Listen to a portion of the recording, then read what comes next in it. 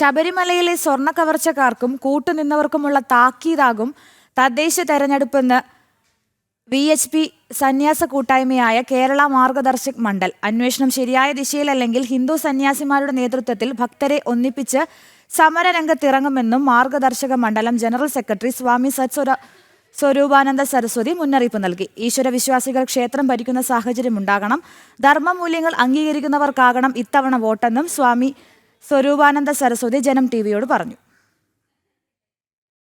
കേരള മാർഗദർശക മണ്ഡൽ സംസ്ഥാന general secretary സ്വാമി സ്വരൂപാനന്ദ സരസ്വതിയാണ് നമ്മളോടൊപ്പമുള്ളത്. നിലപാടുകൾ വ്യക്തമാക്കിക്കൊണ്ട് അദ്ദേഹം ജനം ടിവിക്കൊപ്പം ചേരുകയാണ്. സ്വാമി നമസ്കാരം. സ്വാമി, വലിയ തോതിൽ ഒരു വിശ്വാസങ്ങൾ വെല്ലുവിളി നേരിടുന്ന സമയം ശബരിമലയിലടക്കം നമ്മൾ കണ്ടതാണ്. ഇപ്പോൾ ഈ ശബരിമലയിൽ എടുത്തിരിക്കുന്ന നിലപാട് നമ്മൾ എങ്ങനെയാണ് തീരുമാനമെടുത്തിരിക്കുന്നത്? പ്രത്യേകിച്ച് നഷ്ടപ്പെട്ട സ്വർണം കണ്ടെത്താനോ ഒന്നും ശ്രമിക്കുന്നില്ല, അന്വേഷണം തന്നെ ഇഴഞ്ഞു നീങ്ങുകയല്ലേ? ഇത് വലിയ ദൗർഭാഗ്യകരമെന്നേ പറയാൻ പറ്റുള്ളൂ. അവർ ഭക്തിയോടുകൂടി സമർപ്പിക്കുന്നതാണ്. അപ്പോൾ ആ ധനം വെച്ചിട്ടാണ് കേരളത്തിലുള്ള എല്ലാ ക്ഷേത്രങ്ങളിലേക്കുള്ള ധനം വാസ്തവത്തിൽ ശബരിമലയിൽ നിന്ന് തന്നെ കിട്ടുക.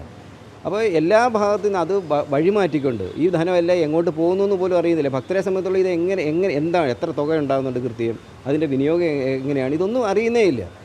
മറിച്ച് ഇങ്ങനെയുള്ള ധനം വെച്ചിട്ട് ഇവർ പലയിടത്തും അവരുടെ റോഡ് പണിക്കും എല്ലാം കൂടെ എടുക്കുകയും പൊതു ഖജനാവിൻ്റെ ഒരു രീതിയിലാണ് കേരളത്തിൻ്റെ ക്ഷേത്രങ്ങളുടെ ഫണ്ടുകളെയൊക്കെ കാണുന്നത്. ഈശ്വരവിശ്വാസം ഇല്ലാത്തവരായതുകൊണ്ട് അവരെ സംബന്ധിച്ചിടത്തോളം ബിംബവും ദേവൻ്റെ ആഭരണമെന്നോ ദേവൻ്റെ വസ്ത്രമെന്നോ എന്ന് പറഞ്ഞാൽ അവർക്കൊന്നും അതിനകത്തൊരു കേവലം അതൊരു ധനത്തിനുള്ള ഉപാധി എന്ന് മാത്രമേ അവർക്ക് കാണാൻ കഴിയുള്ളൂ. അപ്പോൾ അവരതുകൊണ്ട് തന്നെ ഇതെല്ലാം അവർക്ക് കൊള്ള ചെയ്യാൻ എന്നുള്ള രീതിയിലേക്കാണ് ഇപ്പോൾ നമ്മൾ കേരളത്തെ സംബന്ധിച്ചിടത്തോളം കാണുന്നത്. ഇത്രയും പ്രശസ്തമായിരിക്കുന്ന ലോകം മുഴുവൻ ബഹുമാനിക്കുന്ന ഒരു ആരാധനാ കേന്ദ്രമാണ് ശബരിമല എന്ന് പറയുന്നത്. അപ്പോൾ അവരെ സംബന്ധിച്ചിടത്തോളം അവർക്ക് ധനമല്ല വിഷയം. അവർ ധനം എത്ര വേണേലും ഇപ്പോൾ ഭാരതത്തിലെയും വെളിയിൽ നിന്ന് വരുന്ന ഭക്തർക്ക് അർപ്പിക്കുന്നതിന് അവർക്ക് മനസ്സാണ്. പക്ഷേ അവരൊന്നും ഡിമാൻഡ് ചെയ്യുന്നില്ല. യാതൊരു കാര്യം അവർക്ക് അടിസ്ഥാന വലിയ കെട്ടിടം വേണമെന്നോ വലിയ സുഖസൗകര്യങ്ങൾ വേണമെന്നോ AC മുറി വേണമെന്നൊന്നും അവർ ആവശ്യപ്പെടുന്നില്ല, വലിയ ഭക്ഷണം വേണമെന്നൊന്നും ആവശ്യപ്പെടുന്നില്ല. പക്ഷേ അടിസ്ഥാന സൗകര്യങ്ങൾ അവർ വേണ്ട, അവർക്ക് കുടിവെള്ളം അവർക്ക് കൃത്യമായിട്ട് കിട്ടണം. അതുപോലെ തന്നെ അവരെ അധികം ക്യൂവിൽ നിർത്തി ബുദ്ധിമുട്ടിക്കാൻ ഇടവരരുത്. അതുപോലെ തന്നെ അവർക്ക് മതിയായ ശൗചാലയങ്ങൾ, ശുചി സൗകര്യങ്ങൾ, പിന്നെ അതുപോലെ അവർക്ക് വിശ്രമിക്കാൻ കുറച്ച് സമയം, അതിനുള്ള സൗകര്യങ്ങൾ അടിസ്ഥാനപരമായിട്ട് ചെയ്താൽ കൊടുത്തേ മതിയാവും. ഇപ്പോൾ ഈ സ്വർണ്ണ കവർച്ചയിൽ അന്വേഷണം ഇഴഞ്ഞു നീങ്ങുന്ന സാഹചര്യത്തിൽ നമ്മൾ കൂടുതൽ സമരങ്ങളിലേക്ക് എങ്ങനെയൊക്കെയാണ് ഇനിയുള്ള ദിവസങ്ങളിൽ അതിൻ്റെ ഒരു അത്തരം കാര്യങ്ങൾ കൂടി?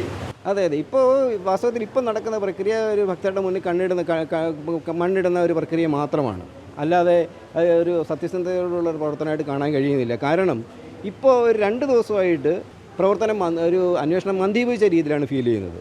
അത് മറ്റ് കേന്ദ്രങ്ങളിലേക്ക് യഥാർത്ഥ സോഴ്സിലേക്ക് എത്തിച്ചേരരുത് എന്നൊരു വാശിയോടുകൂടിയാണ് വാസ്തവത്തിൽ ഇപ്പോൾ പ്രവർത്തിച്ചു വരുന്നത്. അതുകൊണ്ട് ഇപ്പോൾ ഏകദേശം മന്ദീഭവിച്ച രീതി ഭക്തരാവശ്യപ്പെടുന്നത്, പ്രത്യേകിച്ച് മാർഗദർശക മണ്ഡലം കൂടി സന്യാസിമാരാവശ്യപ്പെടുന്നത് ഇവരുടെ യഥാർത്ഥ കള്ളന്മാരുടെ യഥാർത്ഥ സോഴ്സിൽ എത്തിക്കുക മാത്രമല്ല, നഷ്ടപ്പെട്ടു പോയ തൊണ്ടി മുതൽ, അതായത് സ്വർണ്ണമെന്ന് പറയുന്നത്, ധനമെന്ന് പറയുന്നത് ഭക്തസമക്ഷം തിരിച്ച് എത്തിക്കണം. ക്ഷേത്രത്തിൽ ഭക്തരെ സാക്ഷിയാക്കിക്കൊണ്ട് തന്നെ ഇത് തിരിച്ചു കൊണ്ടിരുന്ന സാഹചര്യം ഉണ്ടാണ്. അല്ലാതെ 10 പേരെ അറസ്റ്റ് ചെയ്തിട്ട് ഞങ്ങൾക്ക് ഭക്തരെ സംബന്ധിച്ചുള്ള അതായത് സ്വർണ്ണപ്പാളികളടക്കം അവിടെ ക്ഷേത്ര സന്നിധിയിൽ കൊണ്ടുവന്ന് സമർപ്പിക്കണം. ഇത് ഭക്തരെ കൃത്യമായിട്ടും കാണിക്കണം. അതുമാത്രമല്ല, എല്ലാ ക്ഷേത്രങ്ങളിലും ഒരു ദുരവസ്ഥയാണ്. ശബരിമലയെ സംബന്ധിച്ചിടത്തോളം മാത്രമല്ല, എല്ലാ ക്ഷേത്രങ്ങളിലുള്ള ധനം ഇങ്ങനെ തന്നെ ദുരുപയോഗം ചെയ്യപ്പെടുക.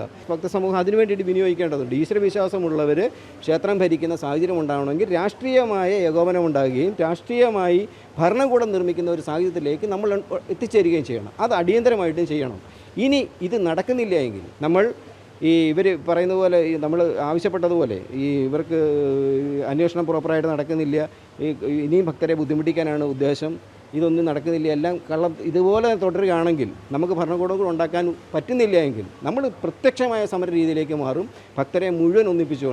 കേരളത്തിലെ ഭക്തരെ മുഴുവൻ ഒന്നിപ്പിച്ചുകൊണ്ട് ഹിന്ദു സന്യാസിമാരുടെ നേതൃത്വത്തിൽ സമരങ്ങളുമായിട്ട് മാറും. അപ്പോൾ അതിലേക്ക് എത്തിച്ച് ചേർക്കാതിരുന്നാൽ ഭരണകൂടത്തിന് നല്ലതാണ്, ദേവസ്വം ബോർഡിന് നല്ലതാണ്. ഇതൊരു താക്കീതായിട്ട് തന്നെ എടുക്കുക.